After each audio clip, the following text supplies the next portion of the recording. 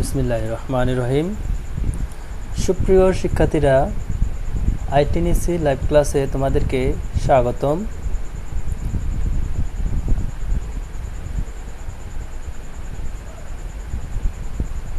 আমি Mohammad Kamal Hossain, assistant English teacher, Ibne Taslima school college, Angaria, Shariatpur. আজকে তোমাদের সামনে আমি আরেকটি ক্লাস নিয়ে হাজির হয়েছি। তো আজকে আমাদের ক্লাসের টপিক হচ্ছে পার্টস অফ স্পিচ। তবে পার্টস অফ স্পিচের এটা হচ্ছে দ্বিতীয় পার্ট। তো আজকে দ্বিতীয় পার্টে আমরা শেখাবো তোমাদেরকে অ্যাডজেক্টিভ এবং ভার্ব, এবং শেষ পার্টে তোমাদেরকে আমি বাকি পার্টস অফ স্পিচগুলো শিখিয়ে দেবো ইনশাআল্লাহ। তখন আমাদের এই পার্টস অফ স্পিচটা শেষ করার পরে আমরা কি কি শিখতে পারবো? পার্টস অফ স্পিচ আমরা এর বৈশিষ্ট্য জানতে পারবো, যে পার্টস অফ স্পিচটা পড়বো তার শ্রেণী বিভাগ জানতে পারবো, পার্টস অফ স্পিচ কীভাবে ব্যবহার করতে হবে আমাদের এই দৈনন্দিন জীবনে সেগুলো আমরা করতে পারবো। তো যাই হোক, আজকে আমাদের প্রথম টপিকটি হচ্ছে অ্যাডজেক্টিভ। তো প্রথম প্রশ্ন হচ্ছে অ্যাডজেক্টিভ কাকে বলে? অ্যাডজেক্টিভ কাকে বলে এইটা যদি আমাদের জানতে হয়, অবশ্যই আমাদের দেখতে হবে। এখানে আমরা লিখেছি যে সকল ওয়ার্ড দ্বারা, এখানে তোমরা একটু দেখতে পাচ্ছ, যে সকল ওয়ার্ড দ্বারা ড্যাশ বা ড্যাশের, এটা হবে নাউন বা প্রোনাউনের। নাউন বা প্রোনাউনের দোষ গুণ, এখানে একটু মনে রেখো, এটা হবে নাউন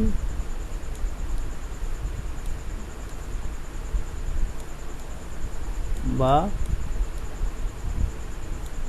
প্রোনাউনের।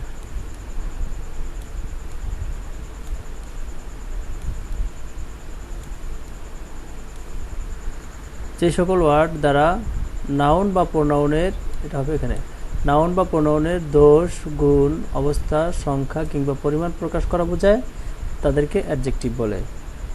তো কিসের দোষ গুণ অবস্থা সংখ্যা পরিমাণ বোঝায়? নাউনের বা প্রোনাউনের। তো এই অ্যাডজেক্টিভ কত প্রকার? 4 প্রকার। অ্যাডজেক্টিভ হচ্ছে 4 প্রকার। তো আমরা 1 নম্বরে জানতে পারবো অ্যাডজেক্টিভ অফ কোয়ালিটি। 4 নম্বরের 1 নম্বর হচ্ছে অ্যাডজেক্টিভ অফ কোয়ালিটি। তো অ্যাডজেক্টিভ অফ কোয়ালিটি কাকে বলে?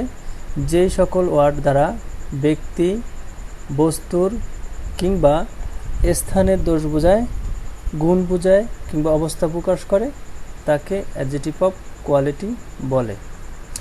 তো আমরা যে কোনো একটা বাক্য যদি এখানে লিখি, যেমন আমি যদি লিখি রহিম ইজ এ ব্রিলিয়ান্ট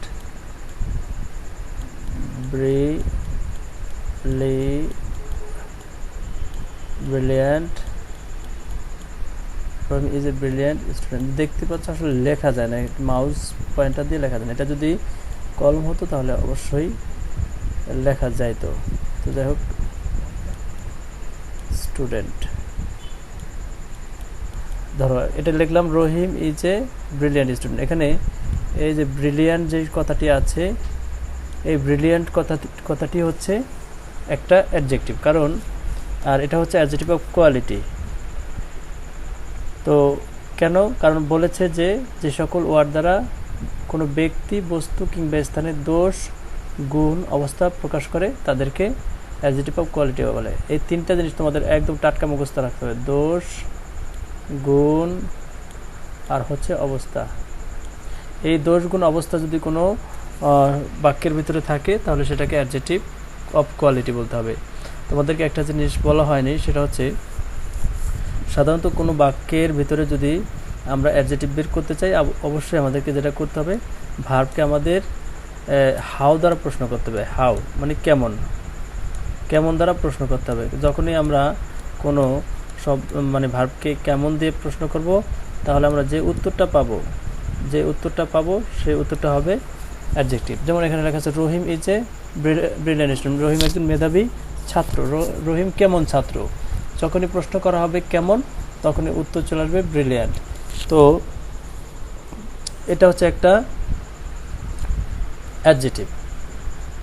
তো এখন এই অ্যাডজেটিভের আমরা এখানে কয়েকটা উদাহরণ দিয়েছি। দেখতে পাচ্ছ যে এখানে লেখা আছে যে ব্রেভ শব্দের অর্থ হচ্ছে কি সাহসী, তার মানে ব্রেভ অত সাহসী, এটা একটা কারো গুণ। এবার চিপ শব্দের অর্থ হচ্ছে সস্তা, এটা একটা অবস্থা।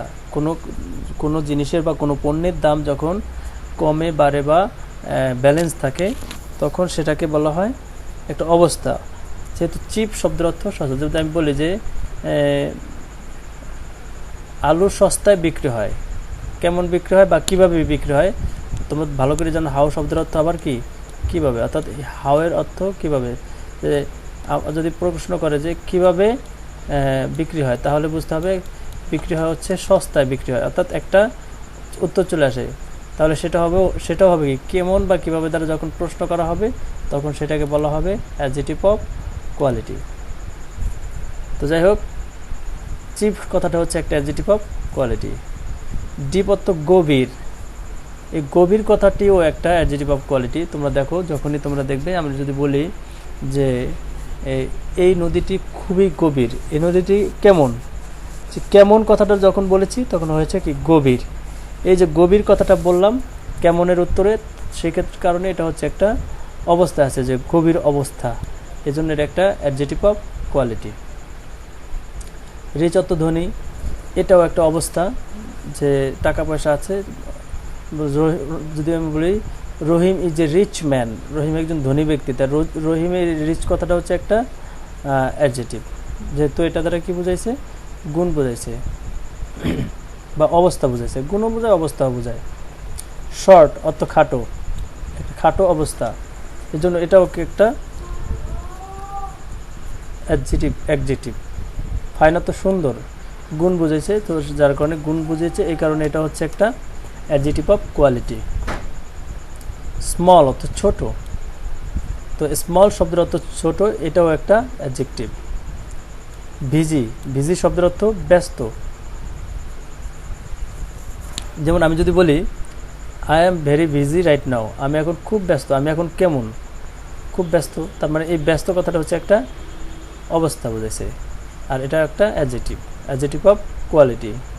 ড্রাই অর্থ শুকনা, এটাও একটা অ্যাডজেক্টিভ।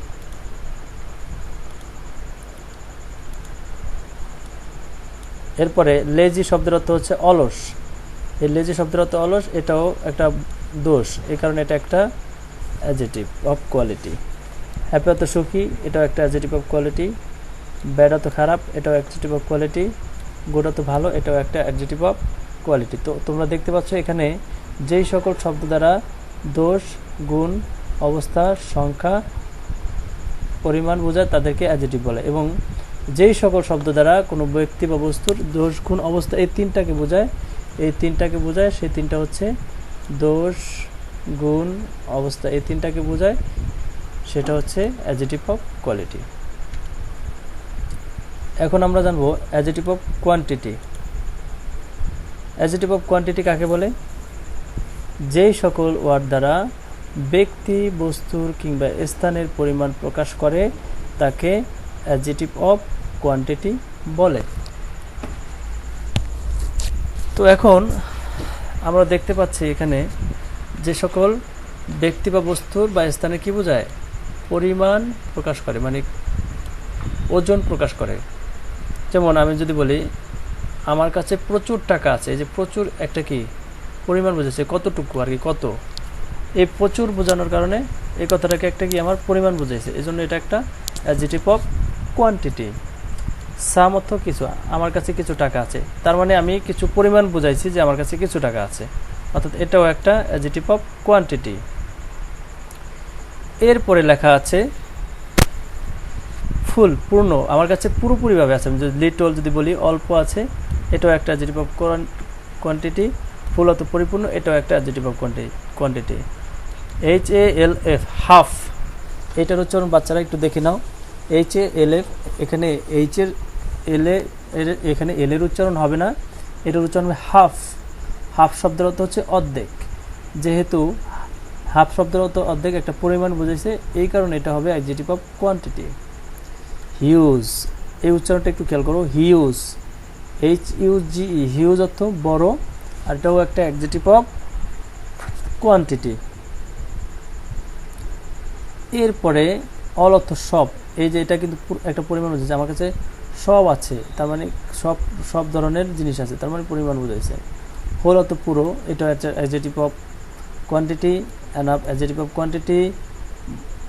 ENOUGH, এটার উচ্চারণ হবে এনাফ, এ নাইকান্না ফ, এটা উচ্চারণ হবে এনাফ। এনাফ অর্থ যথেষ্ট, আর এই এনাফ কথাটা হচ্ছে একটা অ্যাডজেক্টিভ অফ কোয়ান্টিটি। মোর প্রচুর, adjective of quantity. A lot of প্রচুর, adjective of quantity. Plenty of, adjective of quantity. Few সামান্য, অ্যাডজেক্টিভ অফ কোয়ান্টিটি। অর্থাৎ এই যে যেই উদাহরণগুলো তোমাদের দিয়েছি এখানে সবগুলো অর্থ সহকারে দেওয়া আছে তোমাদের সহজে বোঝার সুবিধার্থে। এটা হচ্ছে অ্যাডজেক্টিভ অফ কোয়ান্টিটি। আশা করি তোমরা অ্যাডজেক্টিভ অফ কোয়ালিটি এবং অ্যাডজেক্টিভ অফ কোয়ান্টিটি বুঝতে পেরেছ। এরপরে আমাদের আছে হচ্ছে 3 নম্বরে adjective of number. Adjective of number কাকে বলে? যে সকল ওয়ার্ড দ্বারা ব্যক্তি, বস্তুর কিংবা স্থানের সংখ্যা প্রকাশ করে তাকে অ্যাডজেক্টিভ অফ নাম্বার বলে। তো এখানে একটু খেয়াল করো, সংখ্যা যেমন আমরা যদি বলি ওয়ান, ওয়ান মানে কি এক, একটি সংখ্যা বুঝিয়েছে। 2 দুই সংখ্যা বুঝিয়েছে। 3 সংখ্যা বুঝিয়েছে ফার্স্ট প্রথম। Second, third, single, double, triple, fourfold. অর্থাৎ তোমরা এখানে যে সকল শব্দগুলো দেখতে পাচ্ছ এই পুরো যে শব্দগুলোই হচ্ছে এক একটা অ্যাডজেক্টিভ অফ নাম্বার, অর্থাৎ সংখ্যা বোঝায়। এই ধরনের শব্দ দ্বারা কি বোঝায়? সংখ্যা বোঝায়। এই ধরনের শব্দ দ্বারা সংখ্যাকে বোঝায়, আর এই ধরনের সংখ্যাকে বোঝালেই আমরা সেটাকে ধরে নেব অ্যাডজেক্টিভ অফ নাম্বার। এরপরে আমরা 4 নম্বর, 4th নম্বর অ্যাডজেক্টিভ অফ কি বলে? অ্যাডজেক্টিভ অফ মানে অ্যাডজেক্টিভের এই 4 নম্বর নিয়মে আমরা যাব। 4 নম্বর এখানে লেখা আছে যে প্রোনোমিনাল অ্যাডজেক্টিভ, অর্থাৎ প্রোনাউন প্লাস নাউন যুগে যে শব্দ গঠিত হয় তাকে প্রোনোমিনাল অ্যাডজেক্টিভ বলে। অর্থাৎ প্রোনাউনও থাকবে, নাউনও থাকবে। অর্থাৎ আমরা এখানে বলছি my country name is Bangladesh. একটু খেয়াল করো তোমরা, মাই অর্থ কি? আমার। কান্ট্রি অর্থ কি? দেশ। এখানে মাই কিন্তু একটা প্রোনাউন, তোমরা ভালো করে জানো মাই একটা পার্সোনাল প্রোনাউন, আর কান্ট্রি একটা নাম। অর্থাৎ যখন প্রোনাউন এবং নাউন একসাথে থাকে তখন এটাকে নাউনও বলা যাবে না, প্রোনাউনও বলা যাবে না, এটাকে বলতে হবে প্রোনোমিনাল অ্যাডজেক্টিভ। প্রোনোমিনাল অর্থাৎ এটার নিয়ম কি? প্রোনাউন প্লাস নাউন যদি থাকে তাহলে সেটাকে প্রোনোমিনাল অ্যাডজেক্টিভ বলে। ওকে, তো এই পর্যন্ত আমরা তোমাদেরকে দেখিয়েছি যে অ্যাডজেক্টিভ হচ্ছে 4 প্রকার। সেই 4 প্রকার কি কি? Adjective of quality, adjective of quantity, adjective of number, pronominal adjective. এই 4 প্রকার হচ্ছে অ্যাডজেক্টিভ কাকে বলে, এর বিস্তারিত। আশা করি তোমরা কিছুটা হলেও বুঝতে পেরেছো। তোমরা এই ক্লাসটি বারবার পড়বে, বারবার পড়লে দেখা যাবে যে তোমাদের ভিতরে অনেক প্রশ্ন থাকবে। যদি তোমাদের মনে অনেক প্রশ্ন থাকে বা কোনো প্রশ্ন থাকে অবশ্যই আমাদের ফেসবুকে কমেন্ট করতে পারো। চাইলে তোমরা ফেসবুকে করতে পারো। এছাড়া তোমরা আরেকটা কাজ করতে পারো, সেটা হচ্ছে তোমরা আমাদের ইউটিউব চ্যানেলের যে ভিডিওসগুলো আছে সেই ভিডিওসের নিচে যে কমেন্টস বক্স আছে সেখানেও তোমরা কমেন্ট করতে পারবে। তো যাই হোক, আমাদের অ্যাডজেক্টিভের পর্ব শেষ। এখন আমরা তোমাদেরকে শেখাবো ভার্ব। তো ভার্ব প্রথম অবস্থায় কাকে বলে আমাদের জানতে হবে। যে সকল ওয়ার্ড দ্বারা কোনো কাজ করা বা হওয়া বোঝায় তাদেরকে ভার্ব বলে। যে সকল ওয়ার্ড দ্বারা কোনো কাজ করা বা হওয়া বোঝায় তাদেরকে ভার্ব বলে। ওকে, তো আমরা এখানে একটা ভার্বের ছক দিয়েছি, তো আমি ছকটাকে তোমাদেরকে বুঝাই দেই, এরপর আমরা ভার্বের ডিটেলসে যাই। তো প্রথম অবস্থা দেওয়া আছে যে ভার্ব, যে সকল শব্দ দ্বারা কাজ করা বোঝায় সেগুলি হচ্ছে ভার্ব। এখন এই ভার্ব কয় ভাগে ভাগ করছে? এই ভার্ব দেখতে পাচ্ছ যে 2 ভাগে ভাগ করছে। একটা হচ্ছে ফিনিট বা ফাইনাইট, যে যেভাবে উচ্চারণ করে এটা ফাইনাইটই বলতে পারি আমরা, ফাইনাইট ভার্ব। আর একটা হচ্ছে নন ফাইনাইট ভার্ব। একটা হচ্ছে ফাইনাইট ভার্ব আর একটা কি নন ফাইনাইট ভার্ব। এখন যেহেতু ফাইনাইট এবং নন ফাইনাইট ভার্ব আছে, তো আমরা এখন আগে নন ফাইনাইট ভার্বটাকে একটু জেনে নিই। নন পার্মানেন্ট ভার্ব হচ্ছে জিরান্ট পার্টিসিপল ইনফিনিটিভ। যদিও এখানে আমাদের কোনো ডিটেলস দেওয়া নেই, তোমরা শুধু নামগুলো একটু দেখো যে ভার্বকে ভাগ করেছে দুই ভাগে, একটা হচ্ছে ফাইনাইট আর একটা হচ্ছে non finite. Non finite verb 3 প্রকার, জিরান্ট পার্টিসিপল ইনফিনিটিভ। বাস এই কয়টা তোমরা মনে রেখো, সামনে আমরা যে ক্লাসগুলো স্লাইডগুলো আছে সেগুলোতে তোমরা এই পুরো বিস্তারিত পেয়ে যাবে। যাই হোক, এখন ফাইনাইট ভার্বটা হচ্ছে কি, ফাইনাইট ভার্ব 2 প্রকার, একটা হচ্ছে প্রিন্সিপাল ভার্ব আর একটা অক্সিলারি ভার্ব। অর্থাৎ প্রিন্সিপাল মানে মূল ভার্ব আর একটা হচ্ছে কি সাহায্যকারী ভার্ব। তো অক্সিলারি ভার্ব বা সাহায্যকারী ভার্ব হচ্ছে আবার 3 প্রকার, primary auxiliary, modal auxiliary, semi modal auxiliary. এই 3টা নাম ভালো করে মুখস্থ রেখো, যেহেতু এই 3টা নাম আমাদের সামনের ক্লাসে আমি তোমাদেরকে বুঝাই দেবো, সেক্ষেত্রে ভালোভাবে মনোযোগ সহকারে এগুলো দেখতে হবে তোমাদেরকে।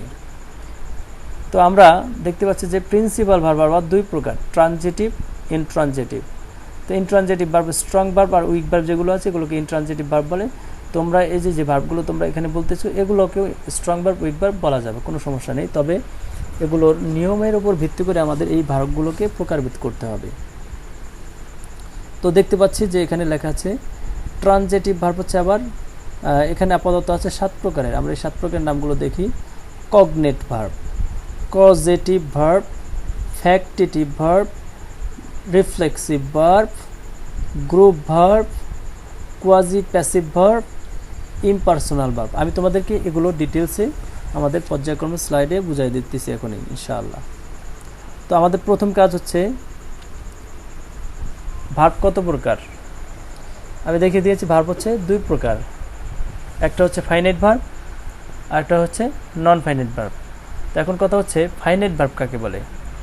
ফাইনাইট ভার্ব এখানে লেখা আছে যে যেই ওয়ার্ড সেন্টেন্সের বক্তব্য শেষ করে সম্পূর্ণ অর্থ প্রকাশ করে তাকে ফাইনাইট ভার্ব বলে। দেখো এখানে লেখা আছে, তোমরা দেখতে পাচ্ছ যে হি ইটস রাইস, অর্থাৎ এই বাক্যের কিন্তু বক্তব্য শেষ হয়েছে এই অবজেক্টটার মাধ্যমে। অর্থাৎ আমি আমার মতো করে যদি বলতে চাই তাহলে বলবো, যখনই আমরা কোনো বাক্যের ভার্বের পরে অবজেক্ট খুঁজে পাবো সেটা হবে ফাইনাইট ভার্ব, এবং যে সকল ভার্বের পরে আমরা অবজেক্ট খুঁজে পাবো না সেগুলোকে আমরা নন ফাইনাইট ভার্ব বলবো। এরকম না, আসলে এরকম না।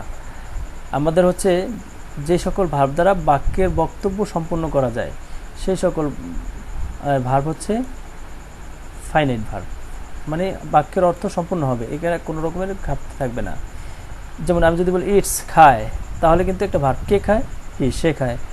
তারপর বলছে কি খায়, ভাত খায়। তো এইগুলোর পুরোপুরি সম্পূর্ণ আসছে। কিন্তু দেখো নন ফাইনাইট ভার্বে যে সকল ওয়ার্ড সেন্টেন্সের বক্তব্য শেষ করে না এবং সম্পূর্ণ অর্থ প্রকাশ করে না তাকে নন ফাইনাইট ভার্ব বলে। দেখো হি কিন্তু একটা সাবজেক্ট এবং ওয়ান্স কিন্তু একটা ফাইনাইট ভার্ব।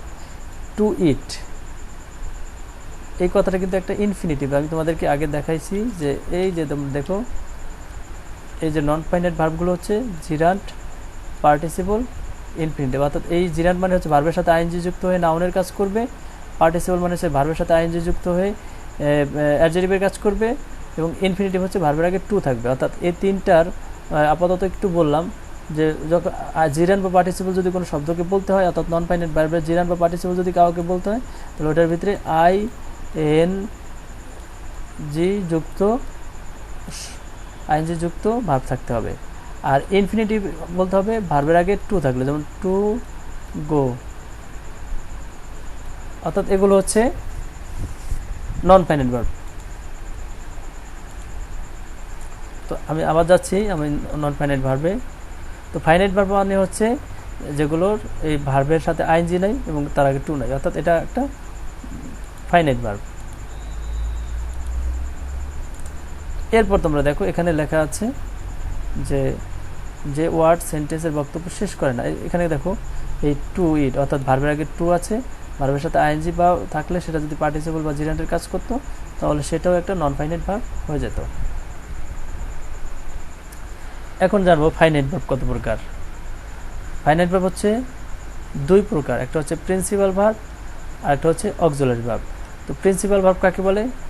প্রিন্সিপাল ভার্ব হচ্ছে যেই ভার্ব অন্য কোনো ভার্বের সহায়তা ছাড়াই সেন্টেন্সের বক্তব্য শেষ করে সম্পূর্ণ অর্থ প্রকাশ করতে পারে তাকে প্রিন্সিপাল ভার্ব বলে। দেখো এখানে লেখা আছে গোস।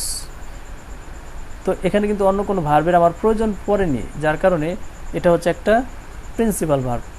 হি গোজ টু স্কুল, সে স্কুলে যায়, এখানে গো এর সাথে আমরা আইএনজি করা লাগে নাই, এরপরে এর আগে কোনো সাহায্যকারী ভার্ব দেওয়া লাগে না, অর্থাৎ এই একটা ভার্বই হচ্ছে কি প্রিন্সিপাল ভার্ব। অ্যাকচুয়ালি প্রিন্সিপাল ভার্বকে তুমি চাইলে মূল ভার্ব বলতে পারো, মূল ভার্ব। ওকে, তা প্রিন্সিপাল ভার্বকে তুমি মূল ভার্ব বলতে পারো। এবং অক্সিলারি ভার্ব হচ্ছে যে সকল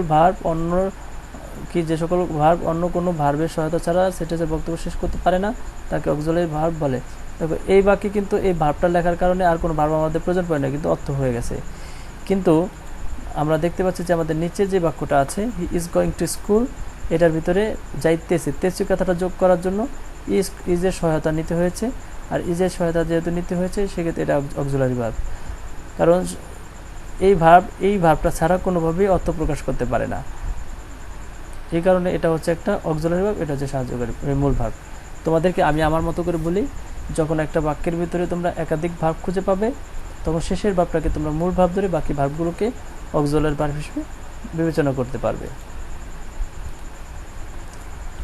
এরপর আমরা জানবো এখন এই প্রিন্সিপাল ভার্ব কত প্রকার। আমরা দেখিয়েছি প্রিন্সিপাল ভার্ব 7 প্রকারের মতো। তো এই 7 প্রকারের একটু একটু করে আমি তোমাদেরকে ডিটেলসটা বলতে চাই। তো প্রথমেই আমরা প্রিন্সিপাল ভার্বের ট্রানজিটিভ ভার্ব সম্বন্ধে আলোচনা করব। এখানে এই প্রিন্সিপাল ভার্ব আবার 2 প্রকার। তোমরা দেখতে পাচ্ছ যে এখানে প্রিন্সিপাল ভার্ব আবার 2 প্রকার। এক নম্বরে হচ্ছে ট্রানজিটিভ ভার্ব। এখন হচ্ছে মেইন কথা আমাদের। তো ট্রানজিটিভ ভার্বটা কি? যেই ভার্ব অন্য কোনো ওয়ার্ডের সহায়তা ছাড়া সেন্টেন্সের বক্তব্য সম্পূর্ণভাবে প্রকাশ করতে পারে না তাকে ট্রানজিটিভ ভার্ব বলে। অর্থাৎ যে সকল ভার্বের অবজেক্ট বা বাক্যাংশ থাকে, খেয়াল করো এটা হচ্ছে মেইন কথা, যে সকল ভার্বের অবজেক্ট বা বাক্যাংশ থাকে সে সকল ভার্বকে বলা হয় ট্রানজিটিভ ভার্ব। অর্থাৎ এই জায়গায় লাভ কথাটা হচ্ছে একটা ট্রানজিটিভ ভার্ব, যেহেতু এটার একটা অবজেক্ট বা বাক্যাংশ আছে।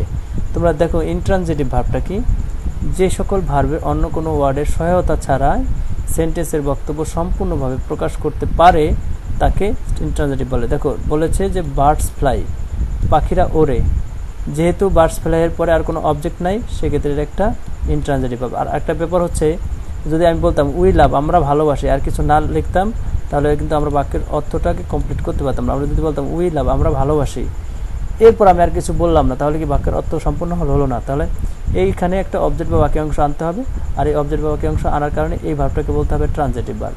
আর এখানে বলছি বার্ডস ফ্লাই, পাখিরা ওড়ে, এখানে আর কিছু বলার দরকার নেই, এটা অবজেক্টের প্রয়োজন নেই, যার কারণে এটা হচ্ছে একটা ইনট্রানজিটিভ ভার্ব। এখন ট্রানজিটিভ ভার্ব, ইনট্রানজিটিভ ভার্ব তোমাদেরকে আগেই দেখাইছি আমি, যে সেখানে লেখা আছে যে ইনট্রানজিটিভ ভার্ব হচ্ছে সে সকল ভার্ব যে সকল ভার্ব কি অবজেক্ট নেই, সেটা স্ট্রং ভার্ব বা উইক ভার্ব হিসেবে কাজ করে।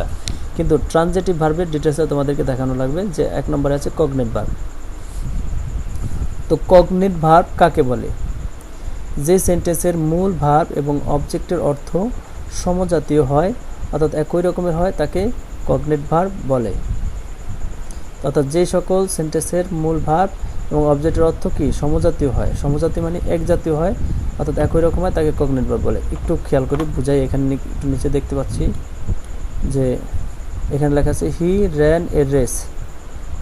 এখানে র্যান অর্থ কি দৌড়ালো, আর এ রেস মানে কি একটা দৌড় প্রতিযোগিতা। তাহলে এই ভার্বের অর্থ এবং এই অবজেক্টের অর্থ কি একই রকম না? প্রায় এই একই রকম হওয়ার কারণে এই ভার্বটাকে বলা হয় কগনিট ভার্ব। যেমন লেখা আছে Mahiya dreamed a sweet dream, Mahiya একটা মিষ্টি স্বপ্ন দেখলো। তাহলে ড্রিমড শব্দের অর্থ কি? স্বপ্ন দেখলো। আর এখানে সুইট ড্রিম অর্থাৎ মিষ্টি একটা স্বপ্নের কথা বলা হয়েছে। অর্থাৎ এই ড্রিম আর এই ড্রিম অর্থাৎ ভার্ব এবং অবজেক্টের অর্থ এক হওয়ার কারণে এই ভার্বটাকে বলা হয় কগনিট ভার্ব। এরপরে দেখতে পাচ্ছ তোমরা নিচের দিকে লেখা আছে যে আদনান ডাইড এ হেরোইক ডেথ। আদনান একটা বীরত্বপূর্ণ মৃত্যু গ্রহণ করলো। এখন তোমরা জানো যে ডেথ শব্দের অর্থ মৃত্যু, আর ডাইড অর্থ কি মরলো বা মরে গেল। এখন এই দুইটা শব্দের অর্থ কিন্তু প্রায় এক। এই এক হওয়ার কারণে এই যে ভার্ব হিসেবে যে শব্দটা কাজ করেছে সেটাকে সেই ভার্বটাকে বলতে হবে কগনিট ভার্ব। আশা করি তোমরা কগনিট ভার্বটা বুঝতে পেরেছো। এখন আমরা দেখব কজেটিভ ভার্ব কাকে বলে। তো কজেটিভ ভার্ব এখানে লেখা আছে যে কোনো সেন্টেন্সের ভার্ব যদি নিজে কাজ সম্পাদন না করে অপরকে দিয়ে করায় তবে তাকে কজেটিভ ভার্ব বলে। যেমন এখানে একটা উদাহরণ আছে, মাদার ফিডস দ্য বেবি, মা শিশুটিকে খাওয়ায়। আচ্ছা, এখানে মা শিশুটিকে খাওয়াইতেছে, এখানে কি ইট মানে নিজে খাচ্ছে নাকি খাওয়াইতেছে? খেয়াল করো, ইট অর্থ নিজে খাওয়া, আর ফিড অর্থ কি অন্যকে খাওয়ানো। যখন সাবজেক্ট এই খাওয়ানোটা সে তার নিজের দিকে না এনে সে এটাকে সন্তানকে খাওয়াইতেছে এরকম বোঝাইছে, যার কারণে এটা হচ্ছে কি ফিড কথাটা হচ্ছে একটা পজিটিভ ভার্ব, যেহেতু নিজে না করে অপরকে দিয়ে করাইছে। অর্থাৎ এই বাচ্চাটা খেয়েছে ঠিকই, কিন্তু তার মায়ের হাত দিয়ে, নিজের হাতে খায়নি। অর্থাৎ এই ভার্ব অবজেক্টটা সাবজেক্টকে কাজ করেছে, এই কারণে এই ফিটস কথাটা হচ্ছে একটা positive verb. Mushfika informs me about the matter. Mushfika আমাকে জানাইলো আমাকে অ্যাবাউট দ্য ম্যাটার, বিষয়টা সম্বন্ধে। এখন কথা হচ্ছে মুশফিকা হচ্ছে সাবজেক্ট, তাহলে সেক্ষেত্রে জানাইছে, নিজে জেনেছে নাকি জানাইছে? একটু খেয়াল করো, নিজে কিন্তু জানে নাই, সে অন্যকে জানাইছে, যার কারণে নিজের কাজ না করে অপরকে দিয়ে করাইছে, যার কারণে এটা হচ্ছে একটা পজিটিভ ভার্ব। এরপর লেখা আছে the teacher teaches us English. শিক্ষক আমাদের ইংরেজি পড়ায়। নিজেই পড়ে নাকি অপরকে পড়ায়? দেখো, টিচার কিন্তু নিজে শিখতেছে না, সে অপরকে শিখাইতেছে, যার কারণে এই ভার্বের কাজটা সাবজেক্টের দিকে না গিয়ে অবজেক্টের দিকে গেছে, অর্থাৎ সাবজেক্ট অপরকে দিয়ে করিয়ে নিয়েছে, এর কারণে এই ভার্বটা হবে একটা পজিটিভ ভার্ব।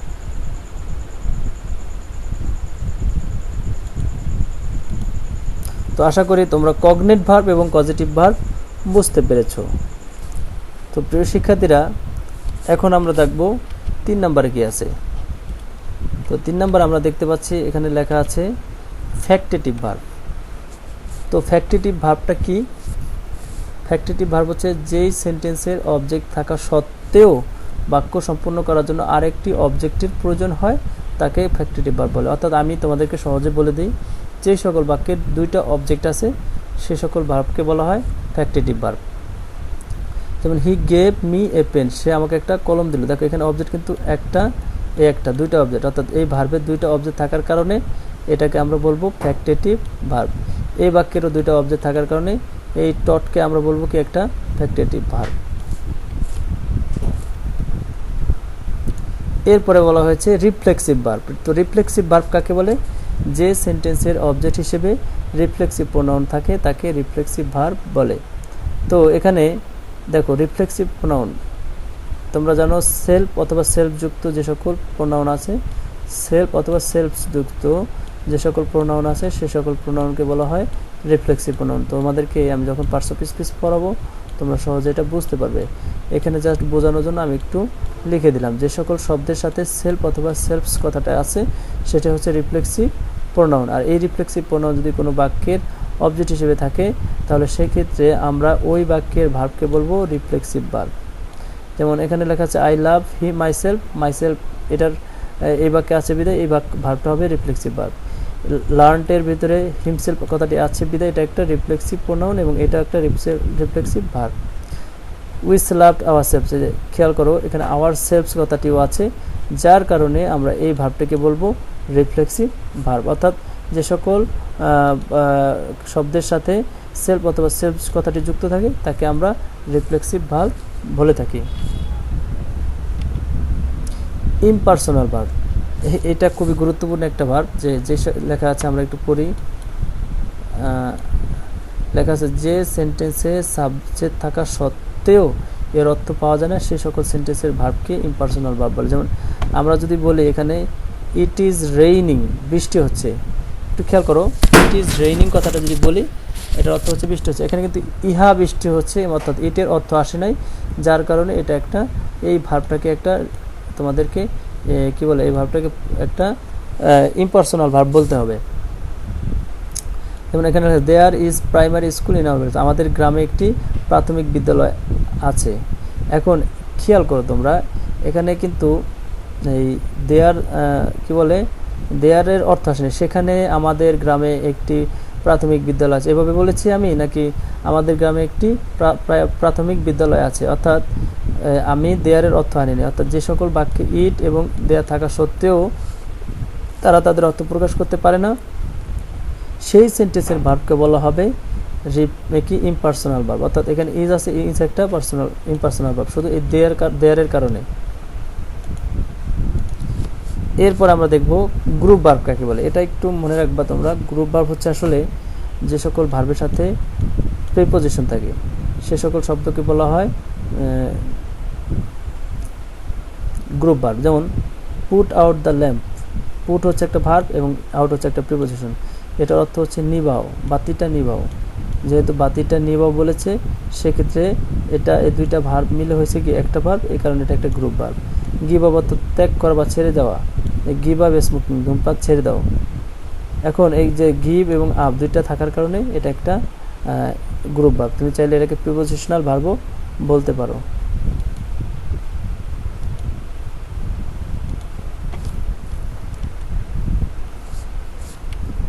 এরপরে আমরা দেখব কোয়াজি প্যাসিভ ভার্ব। একটু খেয়াল করো তোমরা, কোয়াজি প্যাসিভ ভার্বটা খুবই গুরুত্বপূর্ণ।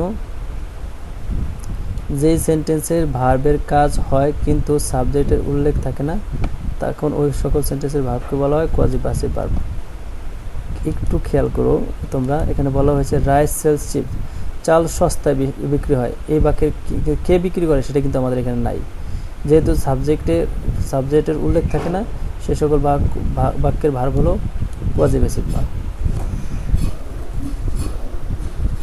এরপর এখানে লেখা আছে ইন্ডিপেন্ডেন্স, স্বাধীনতা পেয়েছে। বাংলাদেশ গট ইন্ডিপেন্ডেন্স 1971, বাংলাদেশ 1971 সালে স্বাধীনতা পেয়েছিল। কারা করেছিল সে কথাটা কিন্তু এখানে নাই, ফ্রিডম ফাইটার্সের উল্লেখ নেই, অর্থাৎ সাবজেক্টের উল্লেখ থাকে না বিদায় এই যে ভার্বটা আছে এখানে যেই ভার্বটাই থাকতো না কেন এই পরিস্থিতিতে এই ভার্বটাকে বলা হবে কোয়াজি প্যাসিভ ভার্ব।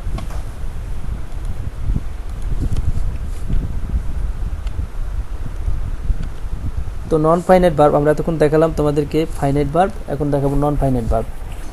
তো নন ফাইনাইট ভার্ব কাকে বলে? নন ফাইনাইট ভার্ব হচ্ছে যে ভার্বের সাথে আইএনজি যুক্ত হয়ে একই সাথে যে নাউন ও ভার্বের কাজ করে তাকে জিরান বলে। একটু খেয়াল করো, আমরা তোমাদেরকে দেখেছিলাম জিরান পার্টিসিপল ইনফিনিটিভ প্রথম স্লাইডে। তো সেই ক্ষেত্রে এটা হচ্ছে ভার্বের সাথে আইএনজি যুক্ত যখন একই সাথে নাউন এবং ভার্বের কাজ করে তখন তাকে জিরান বলে। যেমন এখানে হচ্ছে হার হ্যান্ড রাইটিং, তার হাতের লেখা। এই রাইটিং কথাটার সাথে আইএনজি আছে ঠিকই, কিন্তু এটা ভার্বের কাজ করে না, এটা হয়েছে কি আইএনজি মানে হচ্ছে নাম, হ্যান্ড রাইটিং মানে হাতের লেখা, যার কারণে যেহেতু নাম হয়েছে আর যে সকল শব্দের সাথে আইএনজি যুক্ত নামের নাম উপাধি লাভ করে তখন তাকে এটাকে বলা হয় gerund. Is tired of working, সে কাজ করতে করতে ক্লান্ত। এই যে ওয়ার্কিং কথাটা হচ্ছে কাজ, নাম, এটা কিন্তু কাজ করা বোঝায় না, যার কারণে নাম বোঝাইছে। আর নাম বোঝালে আইএনজি যদি নাউন বোঝায় তাহলে সেক্ষেত্রে সেটা হবে জিরান্ট। এরপর বলা হয়েছে ডু ইউ এনজয় টিচিং, একই কথা, ভার্বের সাথে আইন যুক্ত নাউনের কাজ করছে, ভার্বের সাথে আইন যুক্ত নাউনের কাজ করছে, ভার্বের সাথে আইন যুক্ত শুরুতে থাকে সেটা অবশ্যই নাউনের কাজ করে এবং সেটা একটা জিরান্ট। এরপর আমরা দেখব পার্টিসিপল। এই একই কথা কিন্তু ভার্বের সাথে আইন যুক্ত হয়ে ভার্ব ও অ্যাডজেটিভের কাজ করবে, অর্থাৎ আগেটা করছিল নাউনের কাজ, এটা করবে অ্যাডজেটিভের কাজ। যখন কোনো শব্দ আইএনজি যুক্ত হয়ে অ্যাডজেটিভের কাজ করে তখন তাকে পার্টিসিপল বলে। পার্টিসিপল যদি তোমাদের খুঁজতে বের করতে হয় একটা জিনিস মনে রাখতে হবে, অবস্থা, অবস্থা কথাটা মনে রাখতে হবে। He has eaten rice just now, সে মাত্রই কী করলো, ভাত খেয়ে ফেললো বা ভাত খেয়ে ফেলেছে, মানে খেয়ে ফেলেছে। হ্যাঁ, এখন এই যে singing, I saw her singing, আমি তার গান দেখতেছি। এই যে দেখতেছি মানে কি একটা অবস্থার মধ্যে আছে, দেখতেছি দেখা অবস্থায় আছে, আর দেখা অবস্থায় আছে বিধায় অবস্থা মানে আমরা জানি অ্যাডজেক্টিভ, আর এটা হচ্ছে একটা আইনজি যুক্ত আছে এই জন্য এই বিধায় কি এটাকে পার্টিসিপল বলবো যেহেতু অ্যাডজেক্টিভের কাজ করছে। হি হ্যাজ ইটেন রাইস, এটা পাস্ট পার্টিসিপলে আছে তোমরা জানো। ওপেনিং দ্য ডোর, দরজা খোলা, এটা হচ্ছে জিরান্ট। দি সান হ্যাভিং সেট, সূর্য ডোবার সময়, এটাও একটা কি ওপেনিং দ্য ডোর। ও আচ্ছা, এটা সরি নাউনের কাজ করে না, এটা অ্যাডজেক্টিভের কাজ করছে, যার কারণে এটা একটা পার্টিসিপল। আর এটাও একটা পার্টিসিপল, এটাও একটা পার্টিসিপল, অর্থাৎ আইএনজি যুক্ত হয়ে যদি অ্যাডজেক্টিভের কাজ করে সেটা হবে পার্টিসিপল, আর আইএনজি যুক্ত হয়ে যদি নাউনের কাজ করে তাহলে সেটা হবে জিরান্ট। এখন আমরা দেখব ইনফিনিটিভ কাকে বলে। ইনফিনিটিভ হচ্ছে যে সকল শব্দের পূর্বে ভার্বের পূর্বে টু থাকে সেটাকে ইনফিনিটিভ বলে। যেমন গো একটা ভার্ব, তার আগে টু আছে, সি একটা ভার্ব, তার আগে টু আছে, এর একটা ভার্ব যার পূর্বে টু আছে, অর্থাৎ যে সকল শব্দের লিখে দিছি টু এ বসলে এবং টু সহ ভার্বটিকে ইনফিনিটিভ বলে। এখন আমরা দেখব অক্সিলারি ভার্ব। এতক্ষণ আমরা দেখলাম প্রিন্সিপাল ভার্বের ডিটেলস, এখন আমরা দেখব অক্সিলারি ভার্ব এবং আমি তোমাদেরকে বলবো তোমরা এই অক্সিলারি ভার্বটা মনোযোগ সহকারে দেখো। অক্সিলারি ভার্বকে আবার 3 ভাগে বিভক্ত করা হয়েছে। 1 নম্বরে প্রাইমারি অক্সিলারি, 2 নম্বরে মডাল অক্সিলারি, 3 নম্বরে সেমি মডাল অক্সিলারি।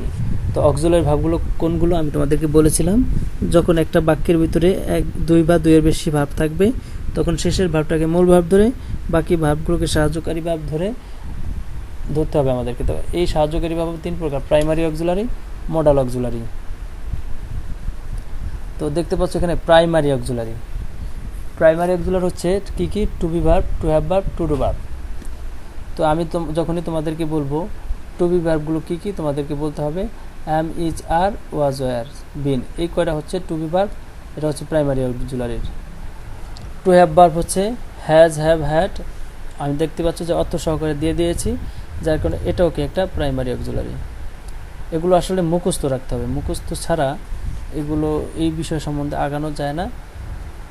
কেন অর্থ পারায় দেখো মডাল অক্সিলারি, এই যে এই কয়টা মনে রেখো যে to be verb, to have verb, to do verb. To be verb মানে হচ্ছে am, is, are, was, were, been. To have verb মানে হচ্ছে হ্যাজ, হ্যাভ, হ্যাড। আর টু ডু ভার্ব হচ্ছে ডু, ডাজ, ডিড। এই যে এই 3টা হচ্ছে প্রাইমারি অক্সিলারি। যখনই আমরা একটা বাক্যের ভিতরে, যেমন আমি যদি এরকম দিই আই হ্যাভ সিন হার, তো এখন এখানে হ্যাভও আছে, সিনও আছে, অর্থাৎ এটা হলো মূল ভার্ব আর এর আগে যতটি থাকে সব সাহায্যকারী। সেক্ষেত্রে হ্যাভ একটা সাহায্যকারী। এখন এটা কোন সাহায্যকারীতে আছে, প্রাইমারি অক্সিলারি নাকি মডাল অক্সিলারি নাকি সেমি মডাল? যদি প্রাইমারি অক্সিলারি থাকে কোনটা আছে, টু হ্যাভ ভার্বে আছে। মডাল অক্সিলারিগুলো ক্যান অর্থ পারা, কুড অর্থ পারত, অর্থাৎ can, could, may, might, will, would, shall, should, must, ought to. এই যে কয়টা হচ্ছে মডাল সাহায্যকারী ভার্ব। এবং সেমি মডেল মানে কি, সেমি মডেল মানে হচ্ছে যে সকল ভার্বের, যে সকল সাহায্যকারী ভার্ব মূল ভার্ব হিসেবে কাজ করতে পারে, সাহায্যকারী ভার্ব হিসেবে কাজ করতে পারে, সেটাকে আমরা সেমি মডেল সাহায্যকারী ভার্ব বলে থাকি। অর্থাৎ প্রিয় শিক্ষার্থীরা, আজকে আমি তোমাদের অ্যাডজেক্টিভ এবং ভার্বের ডিটেলস নিয়ে আলোচনা করলাম। আশা করি তোমরা ক্লাসটি দেখে কিছুটা হলেও বুঝতে পেরেছো। তোমরা বারবার দেখো, দেখবা নতুন নতুন কোনো না কোনো কিছু তোমরা শিখে ফেলেছো। তো তোমাদেরকে আমি আজকে আমাদের যেহেতু আমি বলেছি যে 2টা পার্ট নিয়ে আলোচনা করব, একটা হচ্ছে অ্যাডজেক্টিভ আর একটা হচ্ছে ভার্ব। এই 2টা পার্টস অফ স্পিচ নিয়ে আলোচনা করেছি। সেক্ষেত্রে আমাদের আগামী যে ক্লাসটি আছে সেই ক্লাসটি আমরা অবশ্যই পুরো পার্টস অফ স্পিচ নিয়ে আলোচনা করব।